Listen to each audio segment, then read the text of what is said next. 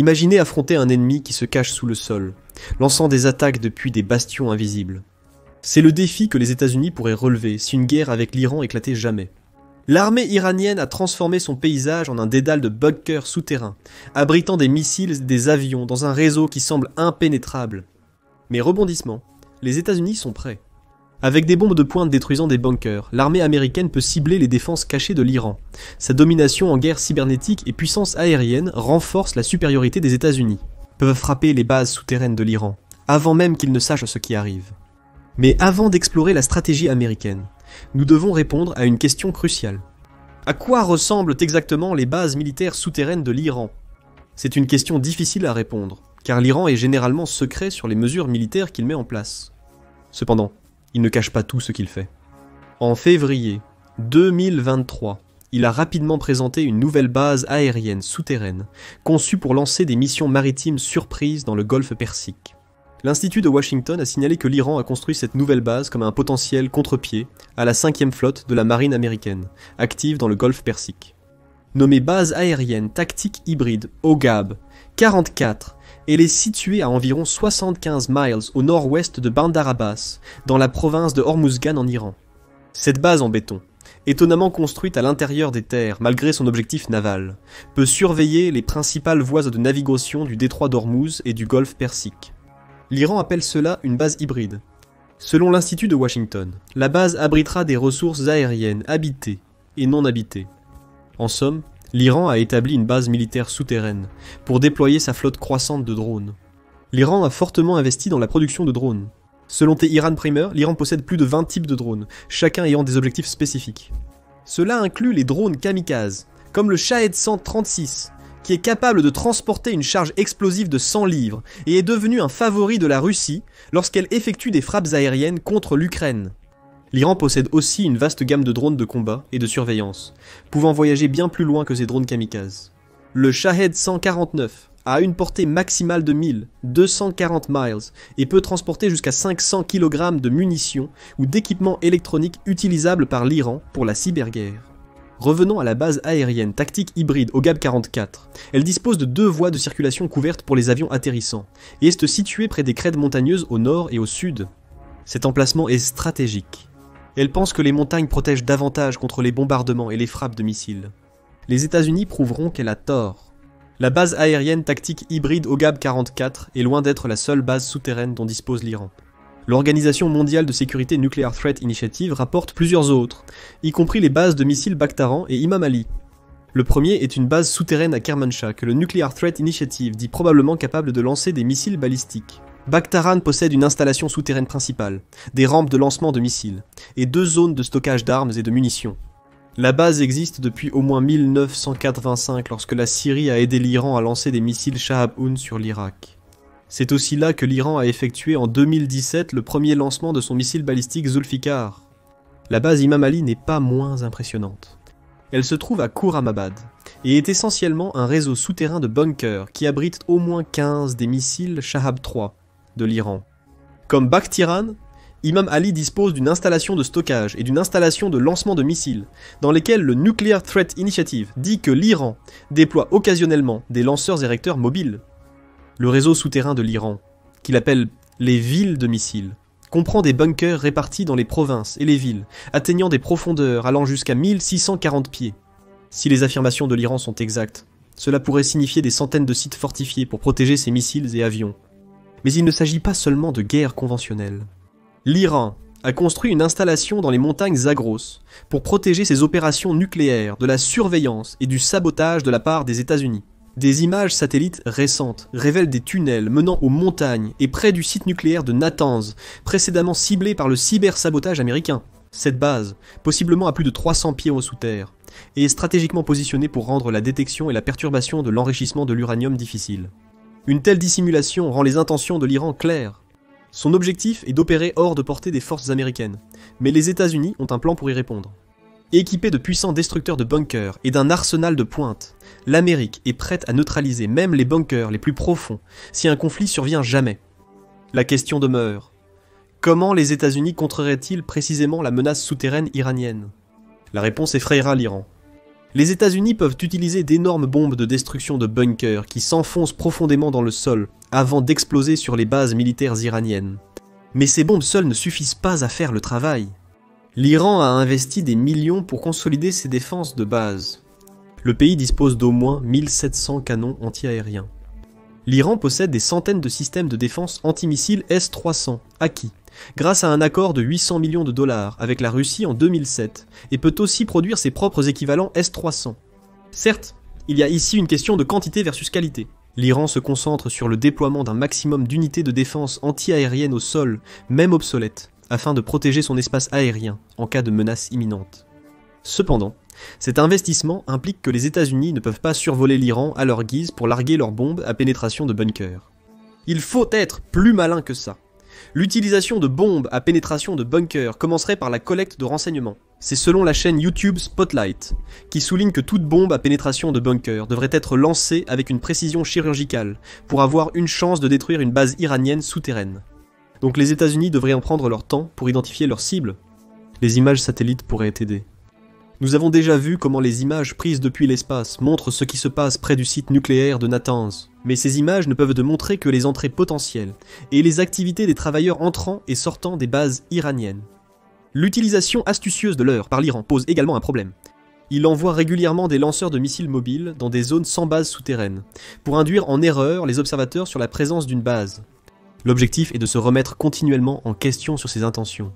Y a-t-il vraiment une base à cet endroit ? Ou l'Iran essaie-t-il de pousser les États-Unis à gaspiller un bunker buster sur un terrain inutilisé ? Les États-Unis disposent d'équipements pour aider à cette surveillance. Parmi ces équipements, outre ces satellites, l'appareil piloté à distance RQ-4 Global Hawk est le plus important.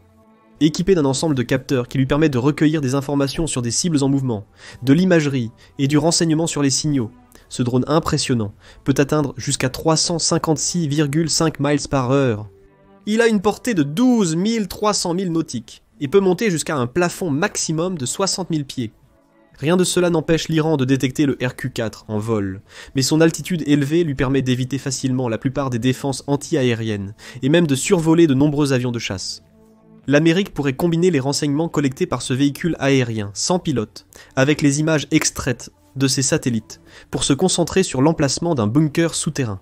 Cette combinaison d'informations permettrait aux États-Unis de localiser les entrées de surface des bunkers iraniens, donnant accès à leurs bases militaires. Les systèmes d'imagerie géographique pourraient permettre aux États-Unis de localiser précisément l'emplacement d'un bunker ciblable par l'une de leurs puissantes bombes. L'Amérique serait prête à bombarder, n'est-ce pas ? Selon Spotlight, après la localisation d'un bunker, les États-Unis devraient élancer des cyberattaques et montrer leur supériorité aérienne pour se frayer un chemin vers ce bunker. Sur le plan cybernétique, les États-Unis ont prouvé leur capacité à perturber les systèmes informatiques iraniens. En 2010, les États-Unis et Israël ont joué un rôle clé dans la dissémination du virus Stuxnet dans les systèmes informatiques militaires iraniens.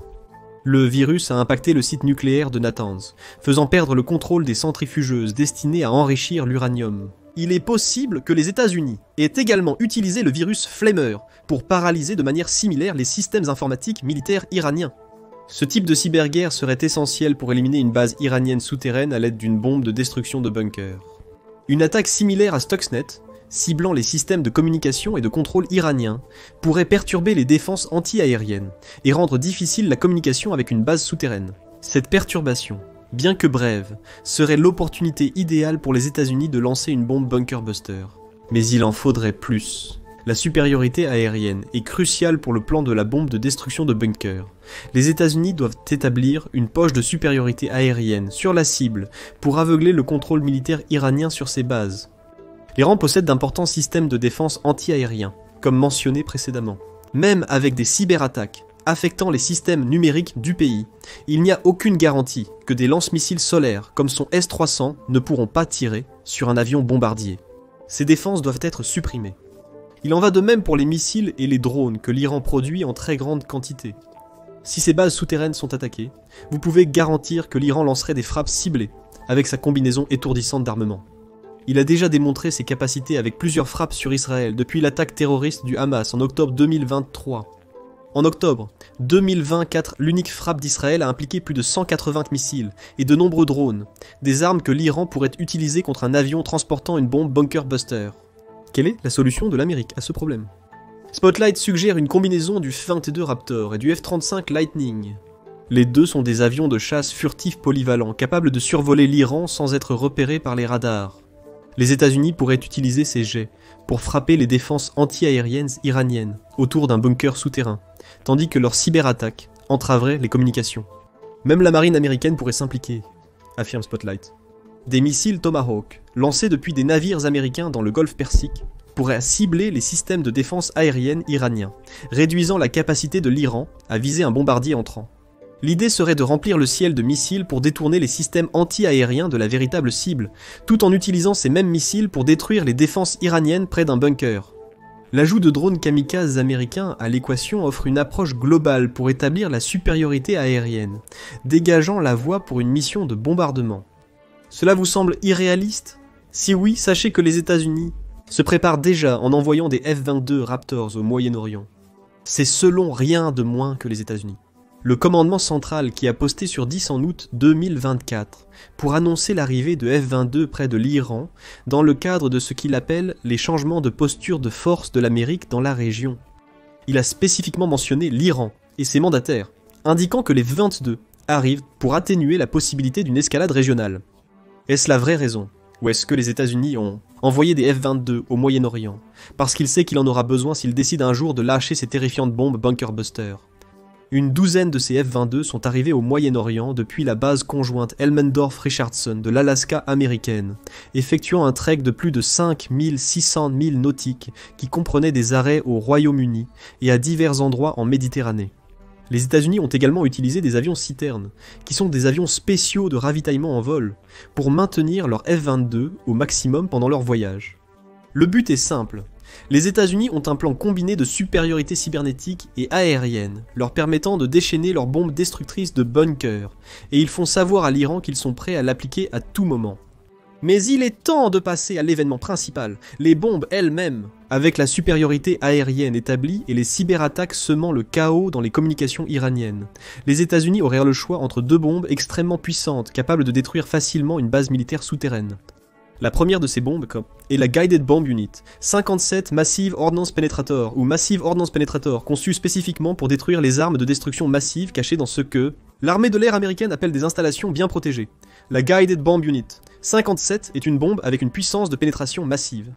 La conversation souligne même que les États-Unis ont spécialement développé une bombe durant une période de tension accrue avec l'Iran en 2013. La bombe était censée pouvoir détruire l'installation nucléaire souterraine de Fordow, comme de nombreuses autres installations militaires iraniennes. Le Massive Ordnance Penetrator pèse un stupéfiant 15 tonnes, le boîtier représentant environ la moitié de ce poids.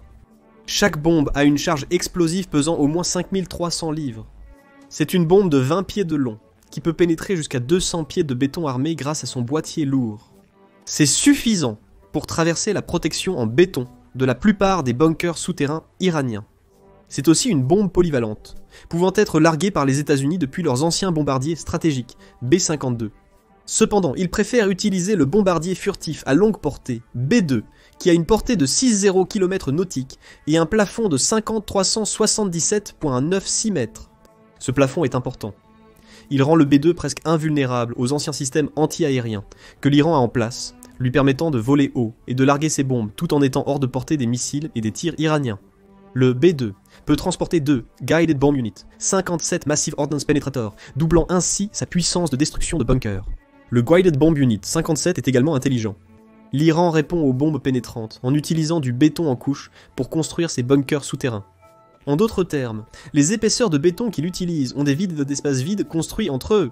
L'objectif est de tromper toute bombe entrante, comme le Massive Ordnance Penetrator, en lui faisant croire qu'elle a atteint avec succès sa cible, la faisant exploser prématurément, et laissant la majeure partie de la base intacte. Ça ne marchera pas sur le Guided Bomb Unit 57. La conversation dit que la bombe massive a subi des développements de fusion qui lui permettent de faire la différence entre un vide et une cible réelle. Là où l'Iran pense que ses lacunes dans son béton protégeront ses bases, le Guided Bomb Unit 57 continuera simplement à avancer. La sécurité globale affirme que la bombe utilise un détonateur retardé pour éviter le problème du vide. Elle creusera aussi profondément que nécessaire, assurant une destruction maximale des installations de commandement souterraines et des bunkers de missiles parsemant le paysage iranien. Le Guided Bomb Unit 57 est une bombe massive et puissamment pénétrante et ce n'est pas le seul brise-bunker dont les États-Unis disposent. Entrez le Guided Bomb Unit 72. Développé environ 6 ans après le Guided Bomb Unit. 57, le Guided Bomb Unit. 72 est une bombe plus petite, pesant 5000 livres. Cela reste une arme dévastatrice, juste avec moins de puissance explosive que sa grande cousine. La bombe est une version améliorée du Guided Bomb Unit, 28 utilisée par les États-Unis pour détruire des bunkers pendant l'opération Tempête du désert et l'invasion de l'Irak. Selon l'US Air Force, le Guided Bomb Unit 72 a été développé avec des techniques de modélisation et de simulation visant à accroître sa létalité par rapport à l'ancienne version. Cette modélisation avancée a conduit à une bombe qui utilise une version modifiée du kit de queue du Guided Bomb Unit, 31B, ce qui signifie que le Guided Bomb Unit 72 dispose d'un système de navigation inertielle assisté par Global Positioning System qui le guide vers sa cible. Avec une paire de longues ailettes attachées de chaque côté de la bombe près de son fond, vous obtenez une arme qui peut planer vers sa cible après un largage d'au moins 35 000 pieds. Ce plafond est crucial pour s'assurer que les bombardiers larguant cette arme puissante restent hors de portée des défenses anti-aériennes iraniennes. Nous ignorons seulement la profondeur de pénétration du Guided Bomb Unit 72, mais l'armée de l'air américaine donne des indices. Le gestionnaire du programme Guided Bomb Unit 72, James Collerton, dit que la létalité devrait être nettement supérieure par rapport à des armes héritées similaires, comme le Guided Bomb Unit 28, lorsqu'on parle de la puissance du Guided Bomb Unit 72. Le Guided Bomb Unit 28 pourrait pénétrer jusqu'à 150 pieds sous terre. Il est logique que la létalité accrue du Guided Bomb Unit 72 devrait lui permettre de s'enfoncer de 200 pieds ou plus vers une cible avant qu'il n'explose. Mais que faire si ces puissantes bombes pénétrantes ne suffisent pas à détruire une base souterraine? C'est une possibilité. Rappelez-vous que les estimations pour la partie souterraine du site nucléaire de Natanz le placent entre 260 et 328 pieds sous la surface de la Terre. Aucun de ces destructeurs de bunkers ne peut percer aussi loin. Ils pourront toujours détruire les tunnels d'accès et couper la base de l'extérieur, mais la base elle-même resterait intacte, bien que moins fonctionnelle. Les États-Unis pourraient toujours choisir l'option nucléaire. La bombe B-60 et 1-12 est le dernier recours de l'Amérique si ces brise-bunkers plus conventionnels ne peuvent pas accomplir la tâche, selon Spotlight. La production de cette arme nucléaire de 12 pieds et 825 livres a débuté en 1968, la version la plus récente, datant de 2020. Les États-Unis ont aussi lancé un programme de réaménagement à 7,6 milliards de dollars pour mettre à jour les anciennes versions de la bombe. Qu'est-ce qui rend le B-60 et 1-12 si dangereux? C'est une bombe nucléaire à gravité, larguée depuis les airs, guidée ou par balistique pour atteindre sa cible. Ses capacités guidées proviennent de l'ajout de 4 ailerons flexibles, permettant à la bombe de planer. Sa section de queue a également été modifiée pour améliorer la précision afin qu'elle puisse atterrir dans une plage cible de 30 mètres. Située dans la partie médiane de la bombe se trouve la tête nucléaire. Les États-Unis ont des options ici. La tête nucléaire peut varier entre 4 options. 0.3, 1.5, 10 et 50 kilotonnes, en fonction de la taille de la cible et du niveau de dommage que l'Amérique souhaite causer. Il y a juste un problème. Le B-60 et 1-12 n'est pas une arme pénétrante à l'échelle nécessaire pour percer un bunker iranien. Selon la Fédération des scientifiques américains, la bombe peut pénétrer sous terre, mais sa portée est insuffisante pour atteindre un bunker. En fait, il est probable que le B-60 et 1-12 ne peut pénétrer que jusqu'à 10 pieds sous terre, bien que cela ait pu augmenter depuis la publication du rapport FASS en 2016. Néanmoins, 10 pieds est préférable à rien, et les États-Unis pourraient allier ces brise-bunkers conventionnels au B-60 et 1-12 pour détruire une cible iranienne. Imaginez un Guided Bomb Unit 57 pénétrant profondément et faisant un énorme trou dans la terre, dans lequel les États-Unis lâchent ensuite un B-60 et 1-12, et vous avez l'idée. L'utilisation du B-60 et 1-12 par les États-Unis sera un dernier recours controversé, mais une option rangée dans son arsenal. Il est évident que les États-Unis ont un plan concernant les bunkers souterrains iraniens. Une combinaison de cyberguerre pour paralyser les systèmes de communication et l'établissement de la supériorité aérienne sur les cibles pour semer la confusion et détruire les systèmes anti-aériens ne serait que le début. Une fois la voie libre, les destructeurs de bunkers réduiraient en ruine les bases souterraines iraniennes. L'Iran a une peur bleue des destructeurs de bunkers américains. Mais que pensez-vous de ces bombes, et de la stratégie probable que les États-Unis suivraient en les utilisant? Les destructeurs de bunkers seraient-ils efficaces pour détruire l'arsenal militaire iranien en cas de guerre avec les États-Unis? Partagez votre avis en commentaire, et merci d'avoir regardé la vidéo. Allez maintenant voir comment les États-Unis anéantiraient l'Iran en guerre, heure par heure. ou cliquez sur cette autre vidéo à la place.